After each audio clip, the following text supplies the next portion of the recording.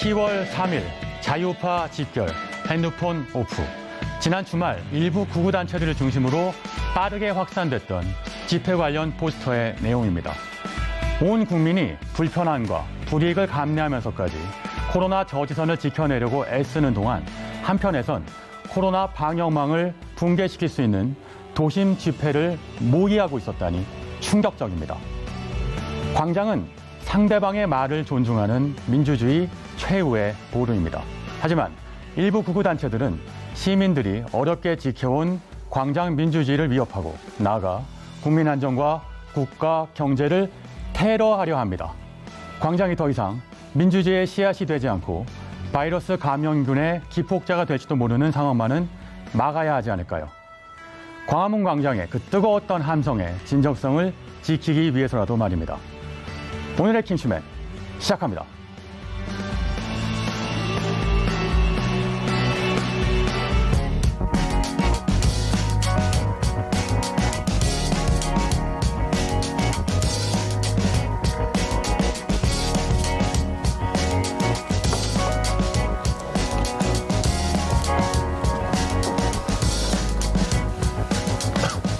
네, 킹슈맨의 일일 요원을 호시탐탐 노리고 있다는 오늘의 스페셜 게스트, 킹슈맨의 법제사법위원장, 네, 김준우 요원 모셨습니다. 한 주간 잘 지내셨습니까? 네, 안녕하세요. 김주두 변호사입니다. 제가 일주일에 한 번 보면 신선할 수 있는데 매일 보면 진보할 수 있기 때문에 네. 위클리로 일단은 만족하도록 하겠습니다. 네. 네. 하지만 시청자들이 참 좋아하는 게스트이기도 한데요. 자, 오늘 첫 순서는 가장 핫한 인물을 만나보는 인물킹 시간입니다. 먼저 화제의 인물은 아니지만 제10호 태풍 하이선을 꼽았고요. 의사갈등을 한가운데 있는 박지원 대한전공의협의회 회장, 그리고 최근 밤잠을 못 이루고 있는 정은경 질병관리본부장이 이름을 올렸습니다. 차례로 알아보겠습니다. 먼저 10호 태풍 하이선 소식인데요. 어디쯤 와 있습니까, 엠요원? 네, 제10호 태풍 하이선은 원래 한반도를 관통할 예정이었으나 동쪽의 북태평양 고기압과 우리나라 서쪽의 선선하고 건조한 공기의 힘의 균형으로 인해서 서쪽으로 이동이 저지되면서 동해안 가까이에서 북진하는 것이 현재 시점에서 보는 가장 확률이 높은 경로인데요. 7일 오전 9시경, 지금이죠. 부산에 최근접한 상황입니다. 도로 곳곳이 통제되고 강풍으로 인한 피해가 잇따르고 있습니다. 오늘 오전 4시를 기준으로 부산 전역엔 모두 14건의 태풍 피해 신고가 접수됐다고 하는데요. 다행히도 인명 피해는 없었다고 합니다. 네, 시청자 여러분들도 가을 태풍 때문에 많이 고민을 하실 겁니다. 역대 최악의 피해를 가져온 매미와 루사 역시 가을 태풍이었는데요. 가을 태풍 이력 정말 상당합니다. 언제까지 도대체 이어질까요? 네, 역대 최다 피해를 남긴 태풍 11개 중 7개가 바로 가을 태풍이었습니다. 네. 여러분들 많이 기억하고 계실 것 같은데요. 1, 2위는 2002년 루사와 2003년 매미였습니다. 이 둘 역시 모두 9월 가을 태풍이었습니다.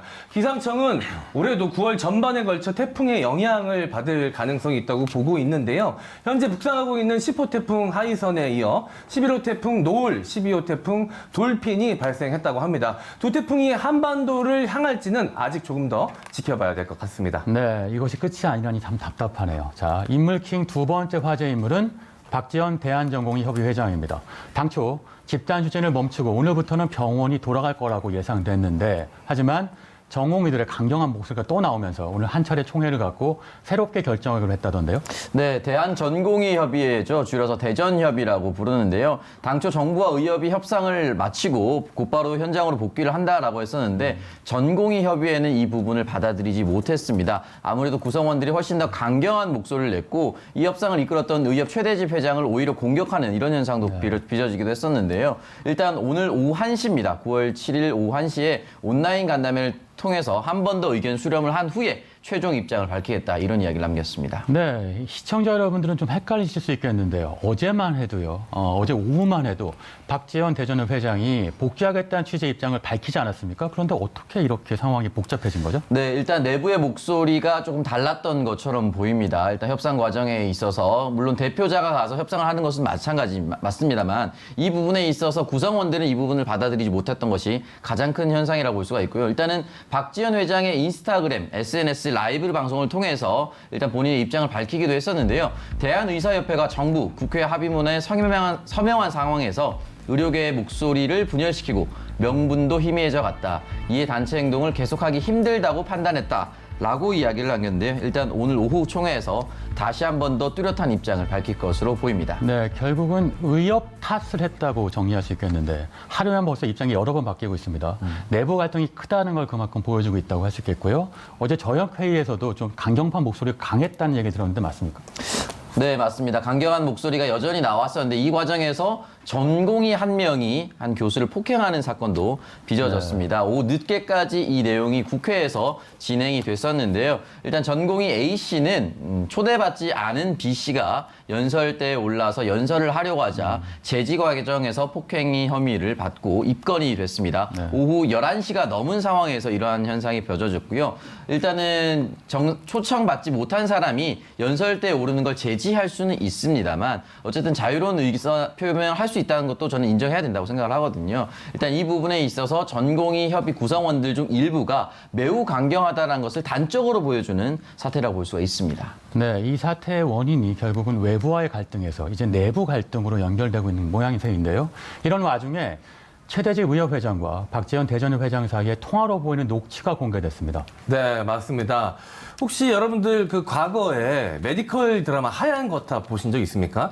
이 의사들 사이에 이 권력 암투를 그린 드라마였는데요. 저는 당연히 드라마 속 이야기겠거니 했는데요. 이 드라마 현실판이 벌어졌습니다. 드라마보다도 더한 상황이 벌어졌는데요. 9월 4일 더불어민주당과 의협의 이 협의 직후에 통화 녹취로 알려져 있습니다. 여러분들께 내용 소개해드리도록 하겠습니다.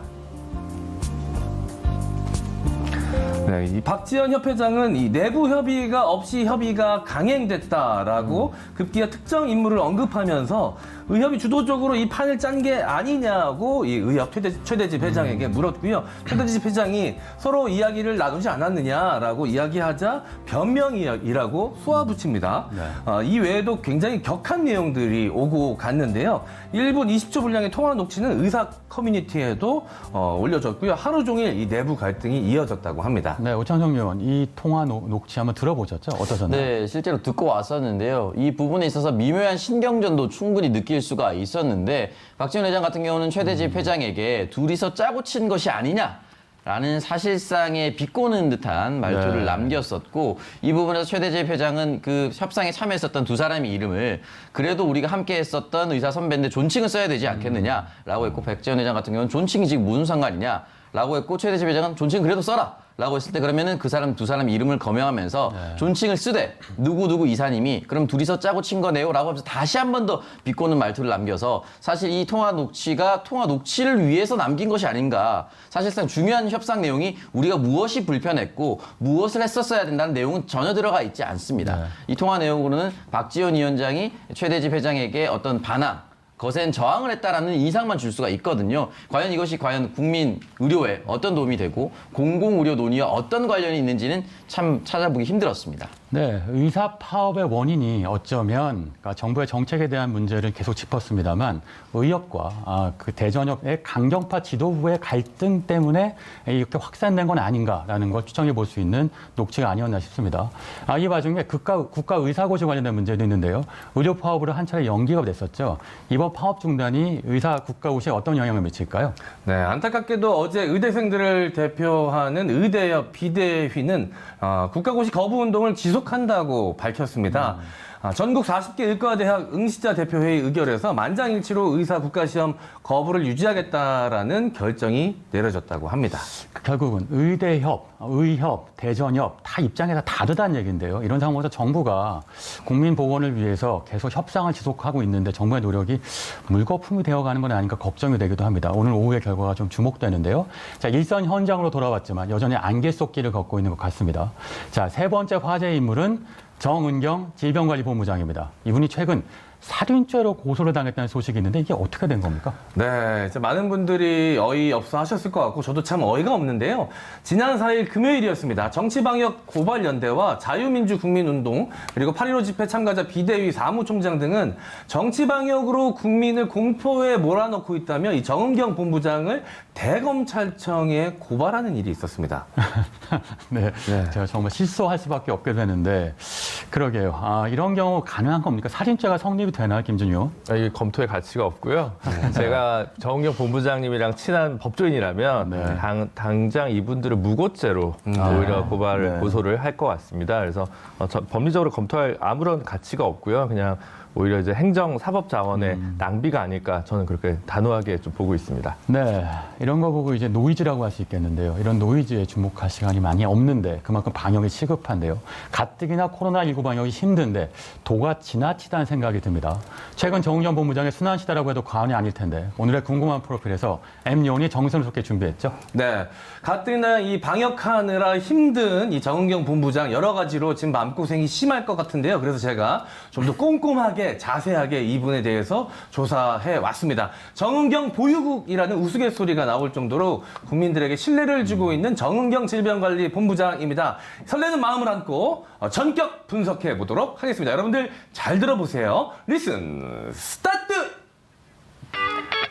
이름 정은경, 나이 56세, 코로나19 최고사령관이자 대한민국 질병관리본부장. 고향 광주에서 상경해 서울대 의학과 졸업, 서울대 보건학 석사, 서울대 예방의학 박사과정 줄줄이 엘리트 코스.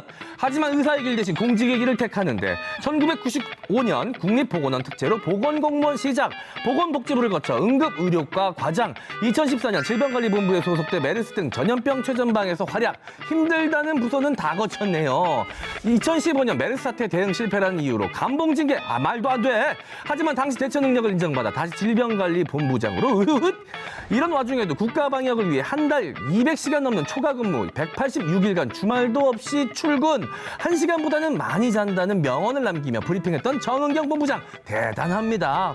2017년 문재인 정권 들어서며 1급 공무원인 실장 건너뛰고 바로 차관급인 질병관리본부장으로 승진, 보건복지부 질병관리청으로 승격되면 초대청장으로 정은경 본부장이 유력한 상황 아주 칭찬해. 하지만 이런 정은경에게도 안티팬들이 등장했으니 코로나19 진원지는 정은경이라는 황당한 주장과 함께 미필적 고의에 의한 살인죄로 검찰에 고발당한 상황.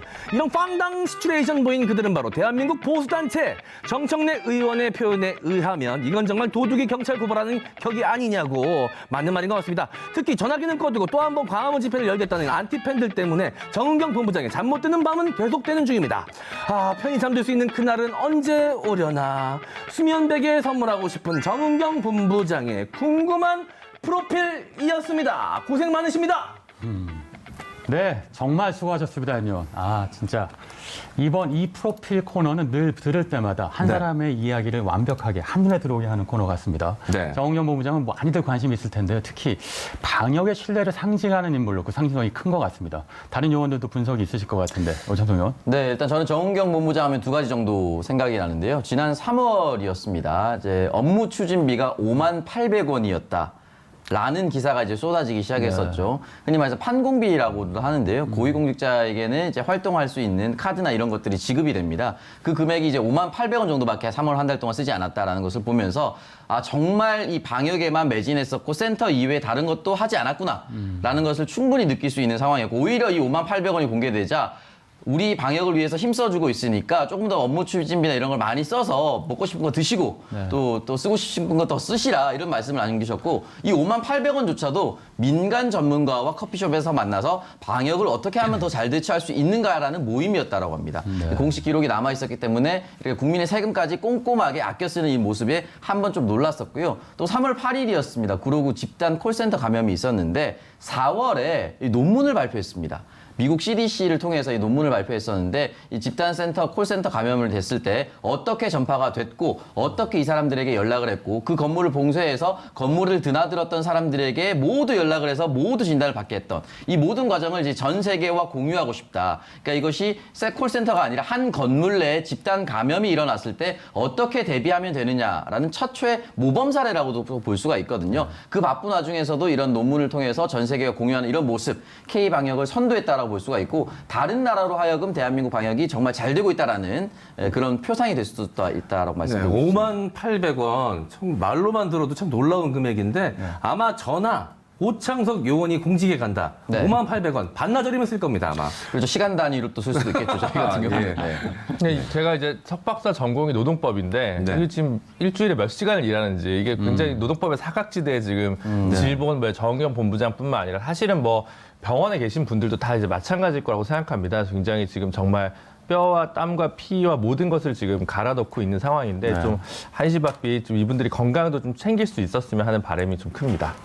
네, 사실 방역 시스템에 대한 얘기 많이 합니다. 하지만 방역 시스템이라고 하는 것, 결국 사람이 그 시스템에서 정점에 서서 제대로 작동하지 않으면 시스템은 무력화될 겁니다. 정경 보유국이란 말이 사실 우리한테 확 와닿는 이야기 같고요. 실시간 댓글을 봐도 정말 정경 본부장에 대한 응원 메시지가 계속 이어지고 있네요.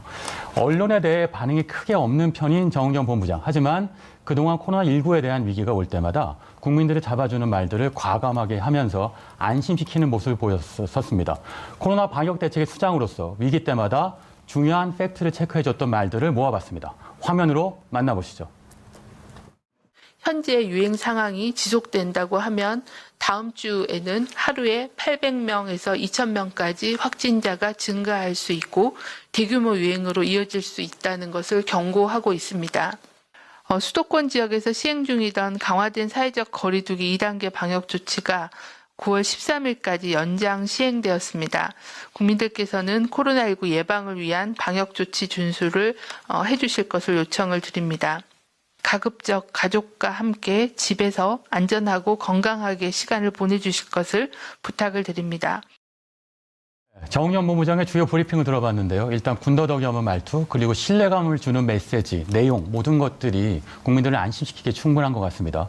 관련돼서 오창석 의원이 좀 더 자세한 내용을 준비하셨죠? 네, 일단은 8월 24일 그 브리핑에서 800명에서 2,000명 정도 일일 확진자가 늘 수 있다라고 했는데 요 며칠 사이에 이제 8월 27일 441명을 정점으로 최근 이제 100명대로 줄어들었습니다. 천만 다행이라고 좀 생각이 들고요. 아마 그 당시에는 방역 전문가이기 때문에 빠르게 이제 국민들에게 단속을 위해서 또 동렬하기 위해서 저런 말씀을 남겼었던 것 같고, 물론 과학적인 근거에 의해서 또 얘기하셨을 수도 있지만 어쨌든 지금 100명대로 낮아져서 굉장히 다행이라는 말씀 좀 드리고 싶고요. 추석에 대해서 또 우려를 표명하신 것이 있습니다. 모두가 흩어지는 것이고 사람 간의 거리를 두는 것만이 유일한 방역 체계다라고 얘기를 했습니다. 네. 그리고 추석 지나서 또 10월 3일 또 개천절 집회가 또 예상되어 있는데 이런 부분에 있어서 긴장감을 늦추지 않고 계속해서 방역에 철저히 해달라, 국민 개인 방역 수칙을 철저히 지켜달라라는 메시지, 이것이 이제 정치권과 맞물려서 3단계는 아닌 2.5단계로 조정이 될 수 있는 그런 또 결과를 가져올 수도 있었다라고 생각이 듭니다. 네, 오창석 의원을 정리하면 결국 3단계를 주장하는 방역 전문가가 있기 때문에 그래서 그나마 2.5단계에서 네. 멈출 수 있는 게 아닌가 싶기도 합니다. 밤잠도 못 자고 열이라는 정경 본부장. 앞서 살인죄로 고발당했다는 소식도 전해드렸는데요. 라이브 댓글을 보니까 정말 무고죄로 고소하라는 댓글도 올라오네요. 하지만 순환은 여기서 그치지 않고 있습니다. 이러한 상황에 몇몇 보수단체들은요, 이번 개천절에 추가로 집회를 신청했다고 하던데 이게 사실인가요? 네, 일단 총 4개 단체가 일단 집회 신고를 한 상태입니다. 경찰은 집합금지 조치를 내린 상태고요. 자유연대와 천만인 무죄 석방본부, 그리고 태극혁명 국민운동본부가 약 3만 8천 명 규모의 집회를 현재 신청한 상태고, 지금처럼 확산세가 있다면 안 하겠지만 감소세가 있을 경우 언제든지 할 수 있다라고 얘기를 했거든요. 근데 8월 15일 집회를 돌이켜보면은 감소세가 있을 때 집회를 해서 다시 확산세로 늘었거든요. 그러니까 감소세 국면으로 들어간다 하더라도 다시 재확산이 될 수 있기 때문에 저는 정부 당국이 이번에는 당연히 허락을 해서는 안 된다라고 생각을 들고, 이 부분에 있어서 물론 국민의힘 의원들 같은 경우는 이제 대통령이 들을 메시지도 있다, 이렇게 이야기를 남겼는데, 지금 같은 상황에서는 빠르게 결정을 내려서 하지 말라라고 이야기를 하고 현직과 전직 의원들을 독려해서 그 집회 현장에 참여하지 않도록 이야기하는 것이 책임 있는 야당, 제1야당의 비대위원장으로서의 자세라고 생각을 하고요. 일단 국민들 여론이 정말 좋지 않습니다. 여기에 대해서 또 나가면 또 확진이 되는 것이 아니냐, 또 2.5단계가 계속해서 몇 달 지속되는 것이 아니냐라는 우려도 있고요.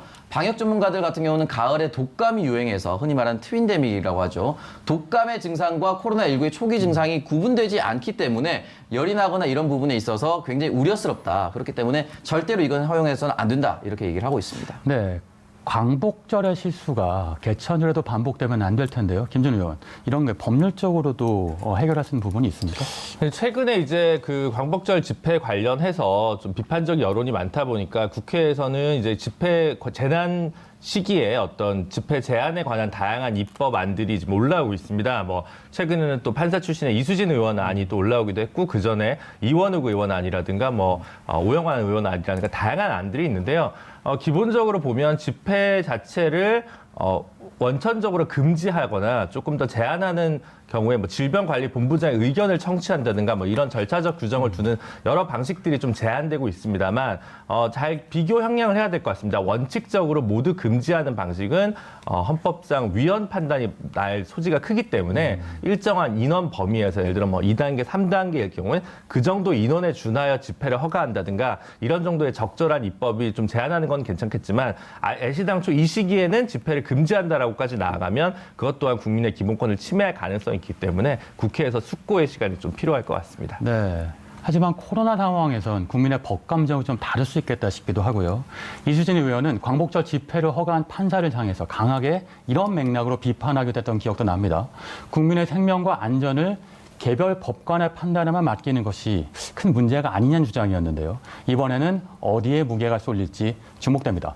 다음 순서는 MC 장원과 오창석의 티키타카 뉴스입니다. 네. 자, 많은 시청자분들께서 애타게 기다리는 코너라고 저는 믿고 있습니다. 맛있는 시사 티키타카 뉴스 오늘의 주제 역시 저의 자체 BGM과 함께 공개하도록 하겠습니다. 빠밤!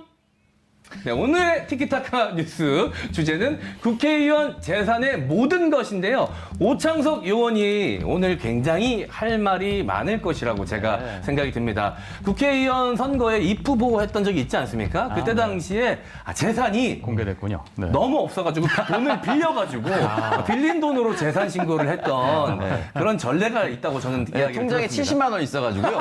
너무 없어 보이면 이제 그 지역 유권자들의 신뢰를 얻지 못할 것 같아서 부모님 돈을 빌려서 1,500만 원으로 이제 허위 신고를 했었죠. 네, 근데 1,500만 원 신고하니까 지역 주민들이 더 없어 보인다고. 과연 이 사람들이 우리 지역을 대표할 수 있을까라는 의구심을 많이 가졌어요. 차라리 70만 원이면 진짜 좀 독특해서 진짜 청렴한 삶을 살았구나라고 생각했는데 1,000얼마는 오히려 애매하네요. 더 없어 보였었죠. 네. 자, 오창석 의원 오늘 할 말이 굉장히 많을 것 같은데 이 돈이 없으면 국회의원 못 하는 겁니까? 꼭 그렇지는 않은데요. 돈이 없으면 출마하기조차 쉽지 않습니다. 선관위 기탁금 1,500만 원이고요. 제가 출마했을 때 기준으로 예비 기탁금 1,500만 원, 정당 기탁금 2,300만 원 하면 시작과 동시에 한 3,500만 원 정도가 공중분해됩니다. 할부 리스 안 되고요. 일시불로 내야 되기 때문에 여러분들이 더 힘들 수가 있다라고 말씀드리고 있고요. 21대 국회에 새로 이름을 올린 초선 의원들 175명 의원들인데요. 재산 평균액은 28억 1,400만 원입니다. 28억이고요. 22만 8천 원 아닙니다. 네. 그리고 억단이고요. 100억대 자산가는 8명입니다. 지난 20대 국회에는 신규 등록 의원들의 재산 평균액은 34억 2천 원. 거기에 비해서 28억은 조금 하향 조정이 됐다라고 볼 수 있지만 여전히 국민들의 평균 재산보다는 많이 높은 것이 사실입니다. 네. 이 정당별 재산 평균도 제가 조사를 좀 해봤습니다. 말씀드리도록 할 텐데요. 자, 정당별로는 국민의 힘 의원들이 평균적으로 가장 높았습니다. 돈 모으는 힘도 최고였는데요. 49억 원이었습니다. 열린민주당 18억 원, 그리고 더불어민주당 14억 원입니다. 국민의힘 의원들은 평균 재산이 민주당과 비교했을 때 3.4배였고요. 정의당과 비교하면 12.2배였습니다. 와우, 대단합니다. 10배가 넘어요. 하지만 이 중 베스트 오브 베스트가 있다는 사실, 이 남의 재산 중에서 제일 관심이 많이 가는 게 바로 이 주식과 부동산 아니겠습니까? 21대 초선 의원 중 주식과 부동산 1위에 오른 자산가는 누구일까요? 오창석 의원.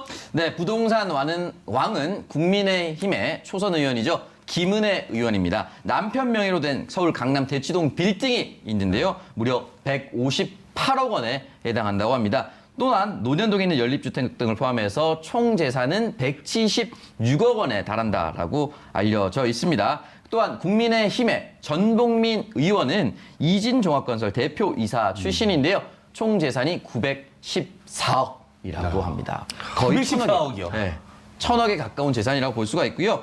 이 전복민 의원의 재산 대부분은 주식이었다라고 합니다. 이진건설의 대표이사이기 때문에 이진건설의 주식 만주가 있고요. 그리고 동수토건 58,300주를 보유하고 있습니다. 이 두 주식에 합하면 858억 원에 해당하는 주식을 가지고 있다라고 볼 수가 있습니다. 동학개미의 클래스가 너무나도 달라서 조금 놀랍긴 한데 그래도 예전에 정몽준 의원이 있을 때는 국회의원 평균 재산을 낼 때 정몽준 의원을 제외하고 그래서 빼야죠. 그분은 빼야죠. 예. 그 당시 시총에서 삼성전자 넣고 빼는 거랑 같은 거예요.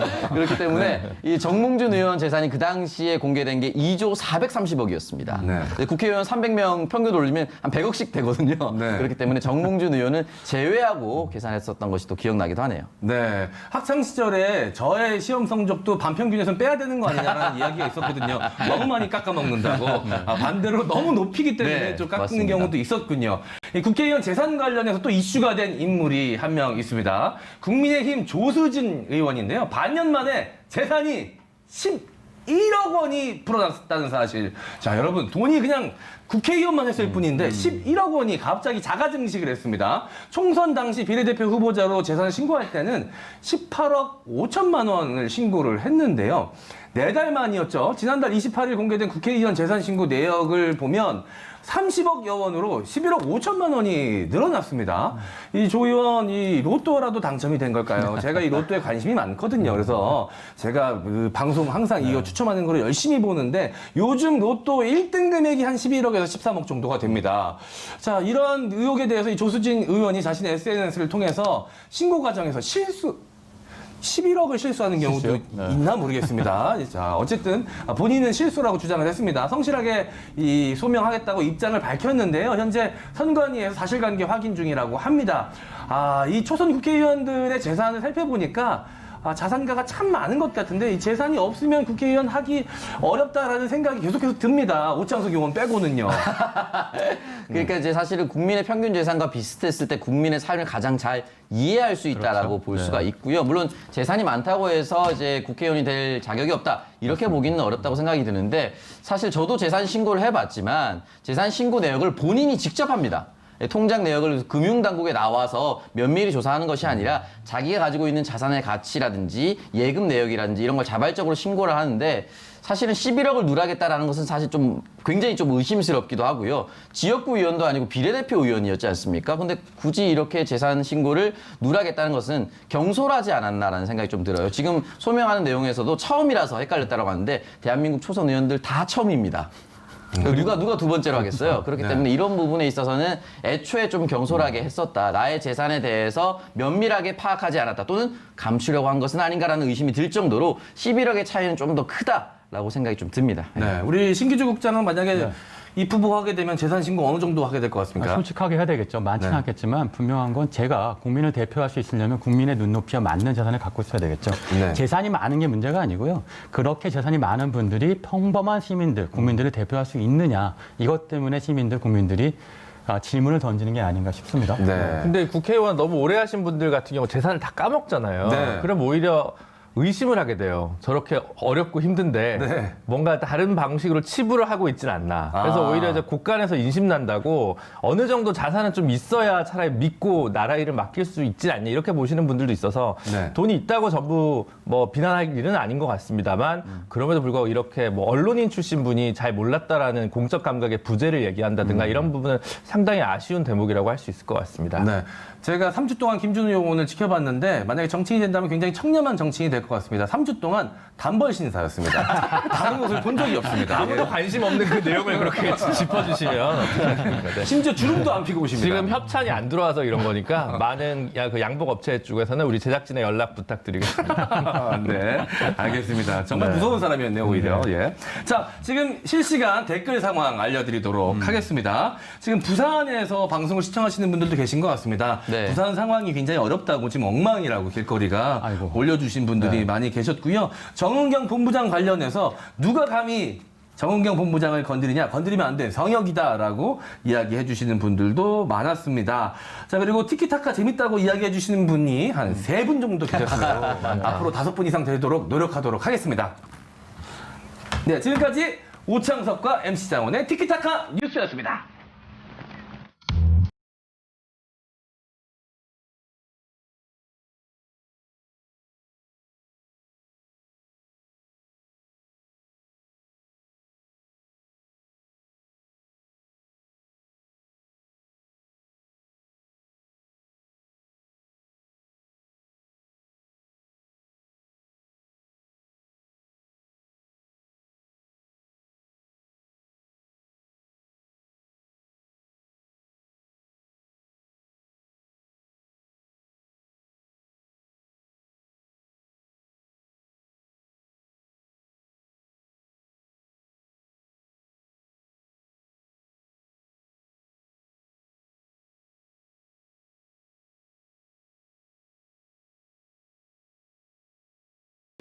어떤 정치 검찰의 행태 이렇게 청산하고 어떤 무소불위의 권력으로 이렇게 국민에게 군림하는 것이 아니라 정말 민주적 통제를 받으면서 국민들을 오히려 이렇게 주인으로 받드는 그런 이제 검찰이 되기를 바라는.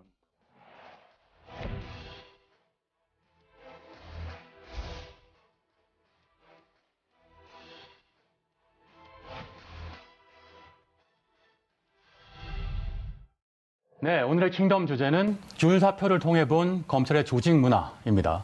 어떤 내용인지 간단히 설명 좀 부탁드립니다. 김준우 의원. 네, 검찰은 이제 어느 다른 공조직처럼 1년에 2번 정도 인사가 있는데요. 그 인사가 날 때마다 인사 결과를 받아들이고 성적표를 받아들이고 이제 사표를 던지시는 문화가 좀 있습니다. 이제 그 문화와 관련해서 최근에는 검찰 개혁 혹은 이제 검찰의 변화에 대해서 저항하는 시그널로 좀 이해하고 네. 그 반발의 일환으로 좀 해석하는 언론들의 기사들이 좀 있는데요. 그런 점에서 과연 그것이 진실인지, 그리고 검찰이 그동안 정기적으로 또 이렇게 사표를 내오는 문화의 근간에는 어떤 함의가 자리 잡고 있는지, 이와 관련된 이야기를 좀 풀어내고자 이 주제로 좀 골라봤습니다. 네. 말씀하신 것처럼 줄사표 관련돼서 줄사표 자체의 의미를 과대 해석하는 부분이 좀 있는데요. 지난달 27일 검찰 중간 간부 인사 발표 이후에 검사들의 줄사표가 이어졌다는 기사가 계속 이어졌습니다. 네. 일단 내용부터 한번 짚어볼까요? 네, 법무부가 지난 27일 단행한 검찰 중간 간부 인사를 두고 이 검사들의 항의성 사표가 이어지고 있다는 내용의 보도가 주를 잇고 있는데요. 특히 원치 않은 보직에 발령받은 사법연수원 30기, 31기를 중심으로 줄사표가 이어질 것으로 보인다라고 이야기가 나오고 있습니다. 자, 이 언론 보도 내용에 대해서 조금 설명을 드리자면요. 네, 서울경제 변호사 시장 침체에도 검사들 인사항의 줄사표라는 내용의 기사가 올라왔고요. 조선일보 검찰 내리꽂기 인사 반발 줄사표 벌써 10여 명 더 늘어날 듯. 이외에도 많은 언론에서 이 검사들의 사표에 대해서 굉장히 엄중하게 다루고 있었습니다. 네, 사실 내용 보면 참 재미있는데요. 줄사표가 이어질 것 같다 또는 뭐 줄사표가 이어지나 사실 줄사표 자체를 갖고 그 나온 내용을 설명하는 게 아니라 그 내용 자체를 갖고 이렇게 이어질 것이라는 추측성, 예측성 또는 기원성 기사들이 많다는 네. 생각이 들기도 합니다. 실제로 지난달 27일 검찰 중간간부 인사 발표 이후에 사표를 낸 검사가 많은 겁니까? 뭐 그렇게 많다고 보기는 어렵고요. 검찰은 기본적으로 검사정원법이라는 법에 의해서 정원이 통제받습니다. 현재 검사정원법에서는 2,300명 정도의 검사를 두도록 돼 있는데요. 그중에 이제 한 20명 좀 남짓한 분들이 사표를 썼는데, 사실 작년에 이제 윤석열 총장이 취임하고 나서 첫 인사를 했을 때 한 70여 명이 줄사표를 낸 것에 비교하면 그렇게 많은 비율이라고 할 수 없고요. 또 검사 정원이 계속 늘어왔기 때문에 검찰 전체에서 어느 정도 비율이었는지도 좀 되짚어 볼 필요가 있는데, 그래서 일상적인 수준의 그냥 사표가 좀 이어졌다라고 분석하는 것이 적합할 것 같습니다. 네, 말씀하신 것처럼 지금 오늘 검찰 문화를 짚어보고 있으니까요. 줄사표라는 건 새삼스러운 일이 아니고요. 인사 때마다 어느 정도는 이어지는 검찰 특유의 특성이라는 얘기가 있기도 한데요. 하지만 앞서 살펴봤습니다만 추미애 법무부 장관이 지난 1일 국회에서 과거 인사와 비교해서 줄사표가 아니다라고 얘기했는데 이거 어떻게 받아들여야 합니까? 네, 추미애 법무부 장관이 지난 9월 1일 예결위 전체 회의에서 한 말이었습니다. 법무부 검찰 중간 간부 인사는 호남과 추미애 라인의 전진 배치다라고 이야기한 이 통합당 유상범 의원의 지적에 대해서 답변하듯이 이렇게 답변을 한 것인데요. 1년 전 현재 총장 의견이 반영된 인사가 있었는데 이때 70여 명이 사표를 냈다. 이것이야말로 조직의 대폭파였다. 아직 20여 명에 이르지 못해 과거 인사와 비교해 줄사표도 아니다라고 이야기를 했습니다. 네, 70명이었는데 지금은 20명 이르지 못했다. 자, 팩트 체크를 한번 해볼 필요가 있겠는데, 그럼 추미애 장관의 이런 주장, 실제 통계 수치로도 확인할 수 있습니까? 네, 통계 수치 사직한 사람의 숫자가 다 나와 있습니다. 지난 10년간 가장 사직한 사람이 많았었던 때는 바로 2011년 MB 정권 때였습니다. 그 당시의 수치를 좀 살펴볼 필요가 있는데요. 사직자 수가 104명이었고요. 그 다음에는 86명, 2013년 86명, 2017년에는 84명, 2018년에는 81명, 2019년 8월까지 현재 96명입니다. 근데 올 상반기를 또 돌이켜보면요. 11명이 상반기 인사를 통해 사직서를 제출했고, 2020년 8월까지는 이제 16명 정도가 사직서를 냈는데, 중요한 거는 윤석열 검찰총장이 임명될 당시에 임명설이 나돌자 이미 20명이 인사 발표 전에 그만뒀었습니다. 그렇기 때문에 사직한 사람의 숫자에 따라서 이 인사가 잘 되었다, 못 되었다라고 무자들이 판단하기 좀 어려워 보입니다. 네, 그 얘기는 결국은 이번에 인사 발표 이후에 사직 줄사표라고 하는 거 줄사표라고 설명할 수도 없는 수량인 것 같고요. 그런데 그럼 추미애 장관 부임 이후 단행된 검찰 인사 이후에 오히려 사직사 수가 적었던 이유는 뭔가요? 이제 여러 가지 분석이 있을 수 있는데요. 첫 번째로는 작년에 이제 대형 줄사표가 좀 있었기 때문에 남아있는 분들 입장에서 보면 조금 위에 자리가 빕니다. 그래서 좀 승진의 기회를 조금 호시탐탐 노려볼 수 있다 이런 게 있고요. 두 번째는 지금 변호사 개업하기가 조금 안 좋은 때입니다. 코로나 때문에 전반적인 사건도 줄고 물론 이제 변호사 시장 전체가 좀 침체되더라도 검사 출신들은 그렇게 뭐 어려워할 필요는 없는 시대입니다만 그럼에도 불구하고 지금 그렇게 때가 좋지 않다. 뭐 이런 것들이 좀 맞물리면서 이제 괜찮아진 부분이 좀 있고요. 또 마지막으로 추미애 장관 주장대로 이제 형사부 공판부 어떻게 보면 이제 검찰에서 기존에 엘리트가 아니었던 분들 같은 경우도 승진의 폭이 좀 넓어질 기대 수치가 좀 있기 때문에 또 남아 있지 않나 이렇게 좀 분석해 볼 수 있을 것 같습니다. 그럼 하나 궁금한 게 있습니다. 우리 김준호 의원이 현재 변호사로 활동 중이니까 검사들이 이렇게 줄사표를 내면 변호사 입장에서 좀 긴장됩니까? 어차피 시장이 다르기 때문에 고가의 시장과 이제 메스티지 시장이 좀 다르기 때문에 저한테는 그렇게 큰 부담이 되지는 않습니다. 저가 시장을 굉장히 고급스럽게 표현하시는 거죠 지금. 알겠습니다. 사실 이게 문제가 뭐냐면요. 언론들이 자꾸 이런 사표 행위를 그냥 액면 그대로 받아들이지 않고 정치적 의미를 부여해서 해석을 하려고 하는 겁니다. 확대 해석을 하기 때문에 이게 정쟁화되는 측면이 있고요. 또 하나는 줄사표를 내는 이유가 말씀하신 것처럼 이것도 사실 생활인 검사들도 월급을 받는 생활인이잖아요. 승진의 기회가 있다면 줄사표를 내지 않을 가능성도 높아지고 나와서 먹고 살기 어렵다면 그러니까 시장에 기회가 없다면 그러면 조직에 남아있으려고 애쓸 텐데 이런 부분들에 대한 검찰에 대한 이해를 액면 그대로 하지 않는 부분이 있지 않은가 싶습니다. 이렇게 정리하면 줄사표가 예년에 비해 줄었다고는 하지만 매년 인사철이 지나면 수십 명의 검사들이 검찰 떠나는 건 사실인 것 같기도 한데요. 그러니까 줄사표 문화가 있다고 하겠죠. 그건 검찰 조직이 다른 조직보다 기수에 의한 용태 문화가 심한 건 같은데요. 그것 때문이겠죠. 용태 문화. 네, 용태 문화도 있는데요. 군대랑 좀 비슷하다고 보시면 될 것 같습니다. 예를 들어 국세청 같은 경우는 동기가 국세청장이 되면 동기들이 다 나갑니다. 똑같아요. 어느 조직이든. 뭐 한두 명 정도 남죠. 검찰도 이제 검찰총장이 너무 빠른 기수가 되면 윤석열 총장처럼 동기들이 몇 명 남긴 합니다. 조직의 안정화를 위해서. 예전에 이제 MB 때 같은 경우는 천성관 서울중앙지검장을 검찰총장으로 하려고 세 기수가 날아간 적이 있었거든요. 그러면 이제 인사폭이 좀 커질 수밖에 없는 거고 이제 그때 다른데 다만 검찰은 뭐가 다르냐면 군대에서도 별을 못 달면 이제 영관급에서 퇴임을 하지 않습니까? 이쪽도 예전에는 이제 검사장, 이제 검찰의 별은 검사장이었기 때문에 검사장을 달지 못하면 이제 사표를 쓰는 문화. 이제 법원 같으면 고등부장을 달지 못하면 사표를 쓰는 문화가 있었는데 이제는 검사장 달기가 쉽지 않습니다. 그럼 그 다음 목표는 1급 대우를 받는 차장 검사입니다. 차장 검사까지는 한번 노려보고 그 다음에 이제 그걸 한 2, 3년 기다리다가 이제 물을 계속 먹으면 말하자면 이제 사표를 던지는데 왜냐하면 검찰 입장에서는 나와서 중간 간부들도 그렇게 나와도 꽤 이제 괜찮은 경제적 수입을 기대할 수 있는 측면에서 다른 행정부처랑 좀 다른 그런 차이점이 있지 않나 싶습니다. 네, 검찰 조직 문화는 조폭에 비견될 정도, 방금 이제 군대 문화에 비견도 하셨는데 어쨌든 상명하복이라는 것이 공통점이겠죠. 이런 기수 문화 말고도 검찰 조직만의 특수한 측면이 하나 더 있다고 하는데 이건 일반 국민들도 많이 알고 계실 겁니다.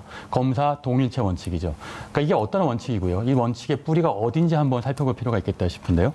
네, 검사 동일체 원칙은 이제 검사는 하나의 조직으로 돼 있다는 것처럼 이제 예전에 검찰청법이나 이런 법들에 이제 규정이 되어 있는데 이게 좀 문제가 있다. 왜냐하면 법관 같은 경우는 하나하나가 말하자면 독립적인 기관으로서 좀 인정을 받는 반면에 검사는 하나의 조직으로 이제 기술되어 있는 측면이 있었습니다. 이런 것들이 가져오는 많은 문제점이 있어서 법으로는 사라졌으나 여전히 문화로는 좀 남아있는 측면이 있는데 그러면서 이제 검찰청법에 부당한 지위에 의해서는 이의제기권을 행사할 수 있다라는 이제 조문이 들어갔는데 이게 이제 별로 활용된 적은 많지 않았죠. 근데 최근에 예를 들어 뭐 검찰총장과 서울중앙지검장 간의 뭐 이의제기권 행사라든가 이런 걸 통해서 좀 이제 많은 다양한 것들이 수면 위에 올라오기 시작했는데요. 좀 얼마나 신기하냐면 이의제기권을 행사했다고 하는데 그걸 문자로 했다는 보도가 있었거든요.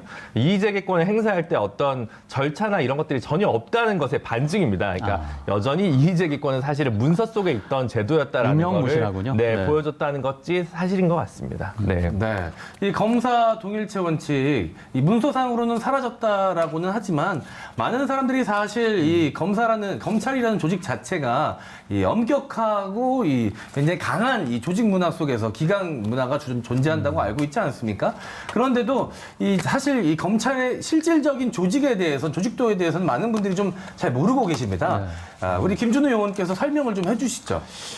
검찰은 이제 크게 보면 검찰총장이 제일 높고요. 그 다음에 이제 법으로 돼 있는 거 말고 실제로 보면 이제 고검장이 그 다음으로 높습니다. 고검장 있고 그 다음에 이제 검사장이고요. 검사장까지가 이제 소위 얘기하는 이제 별이라고 할 수 있죠. 그다음 이제 지청장, 차장검사, 부장검사, 부부장검사, 평검사 이렇게 내려가는데 예전 개념으로 따지면 판사도 마찬가지겠습니다만 사법시험을 보면 사법연수원 시절에 5급 대우를 받는 것이고요. 검사로 임용되면 4급 대우를 받습니다. 행정고시 같은 경우는 이제 5급 사무관으로 시작하는데 조금 한 급수가 더 처음부터 높은 거죠. 그리고 이제 검사장은 차관 대우를 해줍니다. 그렇게 치면 하나의 외청에 불과한데 차관급이 뭐 몇십 명 있는 굉장히 큰 조직이라는 좀 특징이 있고요. 그렇기 때문에 그리고 이제 어느 정도 급을 갖냐에 따라서 이후에 말하자면 변호사가 됐을 때 좀 시장에서 받는 평가가 굉장히 달라지기 때문에 나름대로 또 승진에 어느 정도 목을 맬 수밖에 없는 구조가 자리 잡혀 있는 것도 사실입니다. 그러니까 법무부의 외청이라는 말씀해 주셨는데 그런데도 불구하고 굉장히 큰 차관급 검사 고검장들이 있죠. 거기에 심지어는 검찰총장도 장관급인데 그럼 법무부 장관하고 관계는 어떻게 되는 겁니까? 그러니까 그게 이제 실질과 현실이 좀 다른 건데 이른바 4대 권력기관이라고 예전에 얘기했던 국세청장이나 국정원장 이런 분들이 사실은 장관급이 아니고 국무회의에 참석하는 분이 아닌데 가지고 있는 권한이 굉장히 세다 보니까 장관급이다라는 건데 사실은 장관은 아니죠. 그런 부분에서 좀 차이가 있고요. 그러다 보니까 뭔가 여러 가지 문제들이 좀 격이 안 맞는 일들이 굉장히 많이 벌어지고 있는 것도 사실입니다. 고검장이라는 것도 검사장 중에 이제 한 10분 정도, 10몇 분 정도만 이제 보직을 받는 건데 그 고검장 중에 한 명이 이제 법무부 차관이거든요. 그러면 나머지 분들 같은 경우도 다 차관이라는 건데 이렇게 차관이 많은 조직이 사실 어디에도 없다고 볼 수 있고요. 뭐 비교 굳이 하자면 이제 외교부 정도가 대사가 많아야 되기 때문에 거기가 또 이제 전형적으로 피라미드 위에 피라미드가 있는 그런 좀 구조라고 할 수 있습니다. 네, 엄격한 조직 문화로 유명한 곳이 바로 검찰이긴 하지만 그래도 요즘은 이 기수 파괴나 직급 강등도 용인되고 뭐 검찰도 이 적자 생존의 시대로 돌입한 것 같은데 특히 젊은 다수의 검사들이 좀 이렇게 이 조직 문화에 대한 개선 의지가 좀 있지 않을까라는 희망은 없나요? 근데 이제 최근에 이제 여러 가지로 좌우에서 우리 사회에서 논란이 되는 검찰 인사가 1년 동안 있어 왔기 때문에 평검사들 취재를 해보면 조직이 너무 시끄럽다. 이게 좀 어쨌든 일관된 인사 원칙이 좀 자리 잡혔으면 좋겠다. 그래서 뭔가 정치 싸움보다는 진정이 검찰이 좀 제대로 일할 수 있는 문화가 조성됐으면 좋겠다라는 게 사실은 내부자들의 좀 시각인 것 같은데 어쨌든 본인들은 당장 이 인사에 큰 변동이 없잖아요. 그냥 그렇기 때문에 일단 숨죽이고 있다고 보시는 게 사실 정확할 것 같습니다. 네, 오늘의 킹덤에서는 검찰은 왜 줄사표를 던질까라는 질문을 통해서 검찰의 상명하복식 조직 문화를 살펴봤습니다. 오늘의 킹덤으로 이렇게 제시해 봅니다. 검찰하면 떠오르는 단어가 더 이상 권력과 신여가 아니라 정의와 국민이었으면. 네, 김준우 의원, 오창성 의원 여기서 인사드리겠습니다. 두 분 수고하셨습니다. 감사합니다.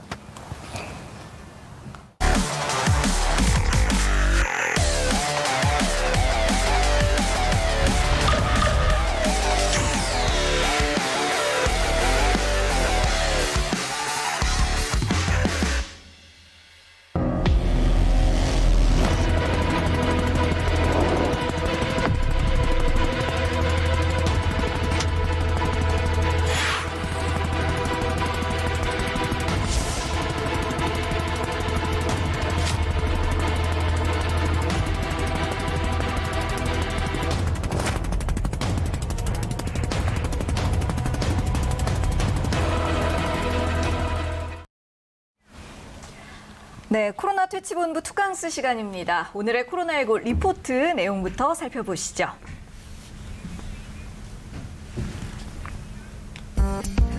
자, 오늘 살펴볼 주제들 지금 비디오 월에도 나타나고 있는데요. 2.5단계 일주일 연장 배경. 지난 2.5단계의 효과는 코로나 블루를 겪고 있다면. 자, 오늘은 이렇게 세 가지 주제에 대해서 이야기를 나눌 예정인데요.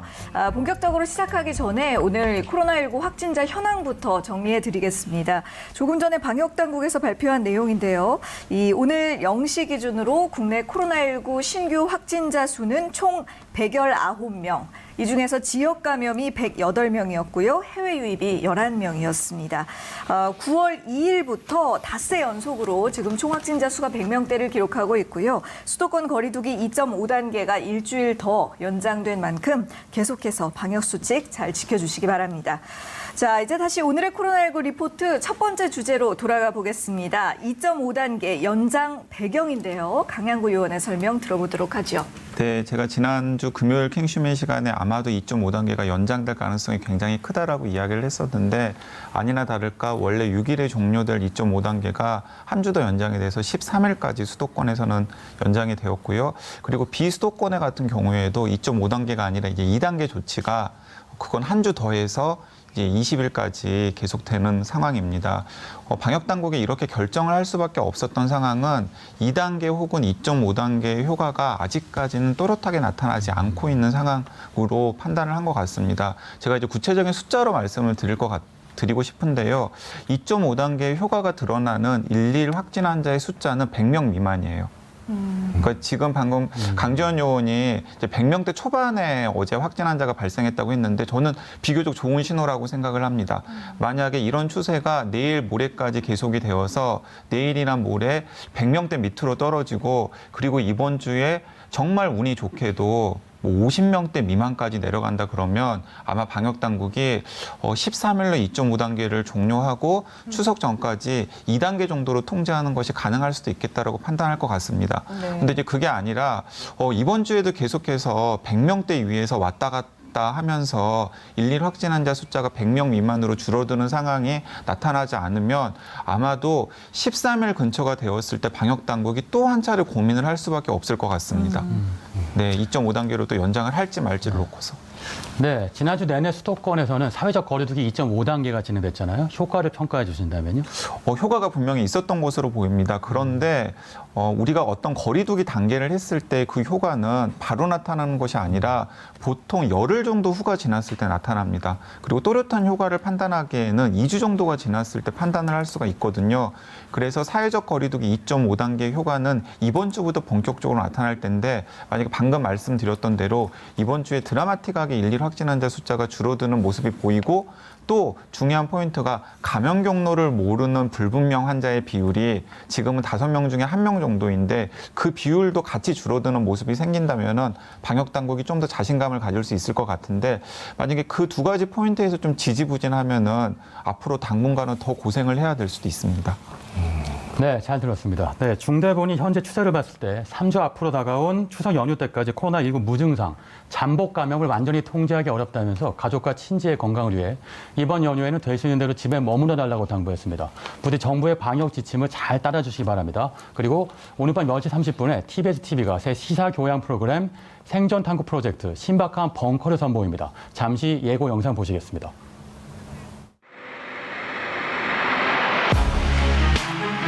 설마 나에게 일어날 일일까? 이 현실을 예전에는 알 수 없었죠, 전혀. 맞아요. 이런 때일수록 팩트와 정보가 중요한데 격리해야 된다 그러면 당황하지 않을 사람이 누가 있습니까? 당황스럽죠. 절망스러울 것 같아요. 네, 너무 무섭기도 하고. 그렇죠. 100년에 한 번 찾아올까 말까 하는 팬데믹 시대를 우리가 살고 있잖아요. 내가 어딘가에 격리된다는 것. 이제는 남의 이야기처럼만 들리지는 않으실 겁니다.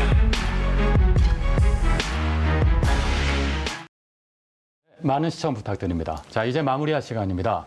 대한전공의협회가 오늘 오후 1시에 온라인 간담회에서 현장 복귀 여부를 밝힌다고 하는데요. 부디 좋은 소식 전해주시길 기대합니다. 오늘의 킹슈맨은 여기서 인사드리겠습니다. 저희는 내일 오전 9시에 다시 찾아오겠습니다. 시청해주신 여러분 고맙습니다.